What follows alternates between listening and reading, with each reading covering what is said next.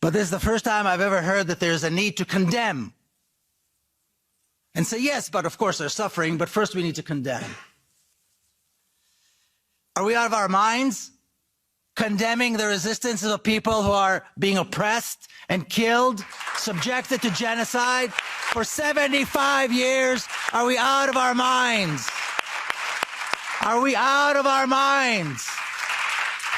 Are we outside of our minds when we let this ridiculous narrative take hold and spread and then participate in it, nodding our heads like sheep?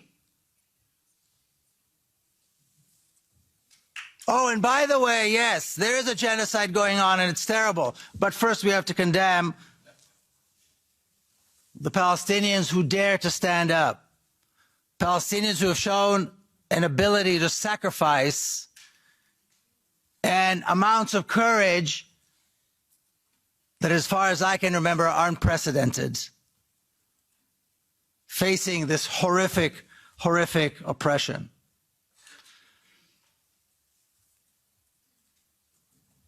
But what are we really talking about? Again, we've heard lists and lists and lists of crimes committed by the state of Israel. Lists and lists of crimes against humanity. And there's always seems to me like there's a little bit of a sense of surprise, a little bit of shock, a little bit as though this was somehow not predictable. What we are seeing now in Gaza was not only predictable, it was preventable. And we did not prevent it. The previous massacre in Gaza was predictable too, and that was not prevented. And we can go on and on and on and on back 75 years. Because what could possibly be expected from an apartheid regime established after a massive campaign, open, massive campaign of ethnic cleansing, massacres, and the beginning of a genocide that is still going on today? What could possibly be expected? That was the founding moment of the State of Israel. Close to 1 million people forced out of their land. God knows how many were massacred. And that was the beginning. That was 1948. So now we're shocked. All these lists and lists and lists and lists, there's nothing new about them. Except this time the numbers are higher. This time the numbers are, even by Israeli standards, it is shocking. But this was predictable and this was preventable.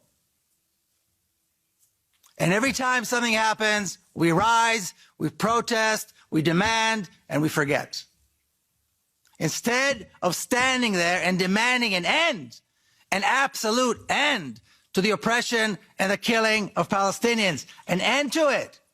Not a ceasefire to it, an end to it, a political solution that will guarantee the lives, the security, the safety of Palestinians. That has never been discussed. I don't recall it ever being discussed, that guarantees need to be put in place.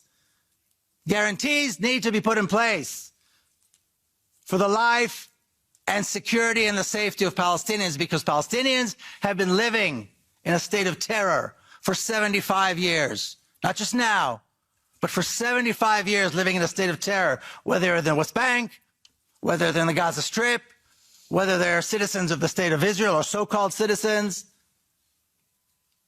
They have been living in a state of terror, and they still do today. Granted, the level of terror has increased since October the 7th.